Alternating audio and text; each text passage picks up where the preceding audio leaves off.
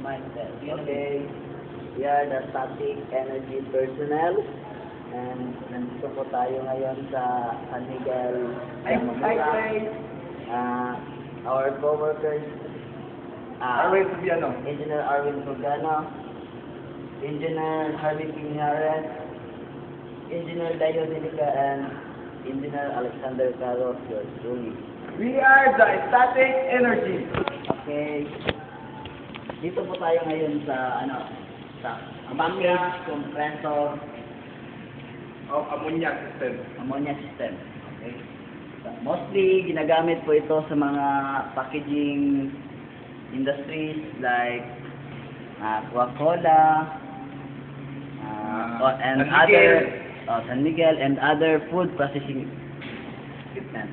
Now, nasa diri Now, sa i-elaborate na po sa inyo tanan sa atomic system. system. Particularly Muna ang compressor, muna ang heart of the system. Muna siya.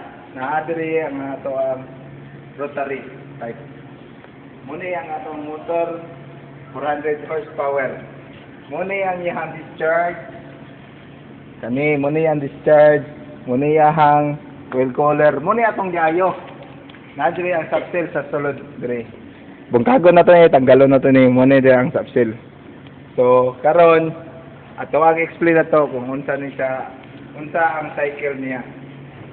Gikan sa compressor, dagan siya diri sa yan discharge. Agi siya og oil separator. ammonia ba? Muna siya ang oil separator kaning dako sa tangki.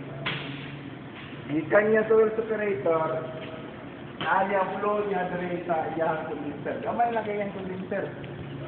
So, kalimot ko, Sir Leo. Explain na to, muna yung board na to. Pwede lang, ayaw nang nato ni pohon. Sir, tabangin ko rin sir sa tuwang buwan kay dako kay niya itong system. Ikas yung condenser, flow siya from evaporator. Dito na mabuhat ang iyang bugnaw. So ang pagbugnaw niya ani kabalo sa glycol yung pagbugnaon.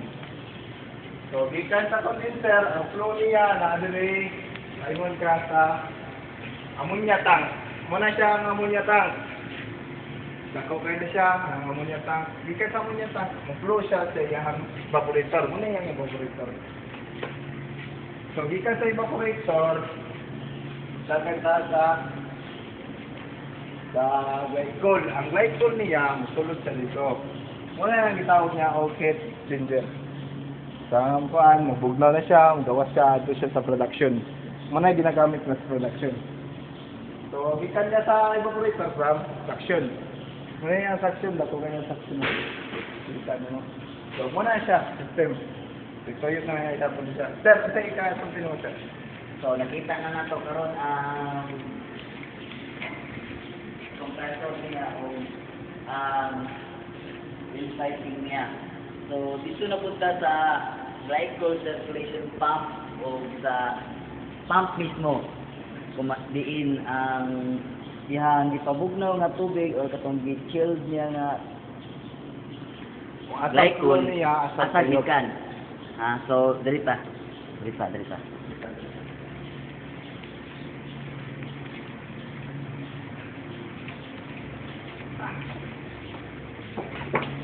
Muna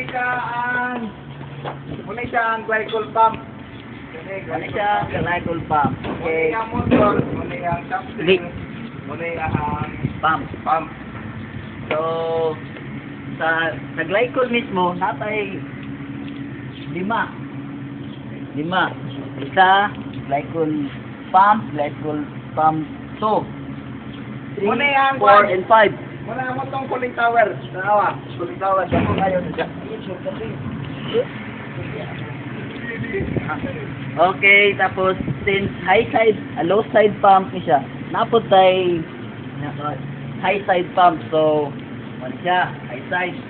So, nakita ninyo high side mostly dili gina-insulate kay ang tubig, ang init nga tubig, ipabugnaw na. So, diri na to gina-extract ang init nga tubig, pinaagi sa atong water-cooled condensing unit. So, cooling tower. Natay duha ka cooling tower. Oh.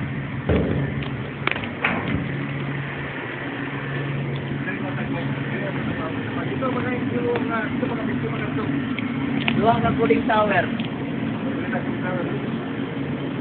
Cooling Tower 1. Ano siya ang Cooling Tower 1? And the cooling tower 2. Dako kayo siya, dako. So, Kuman siya ang Cooling Tower. in case nga motan po tayo gan, cycle, Muna siya ang self glycol. Ano siya ang self glycol? Muna ang glycol tank. cycle tank ha. May glycol tank. Pinamamot sa video. Ako tayo cycle tank Ulit. ha? Cycle tank charging tank niya ha. Charging tank sa glycol. In case nga glycol tank mahot dahil. Sir, Hmm. say kasulti na to aning system na to na dako kayo. Apa na sir? Hi. Okay kayo. And we are the static energy. Ikatawa mo ka, sir. Wala lang. Nalipay lang ko sa Sir Leo, unsay kasulti nimo sa ato ang kwan? Okay ra. Di, ayo-ayo sa katulog nimo. Sige,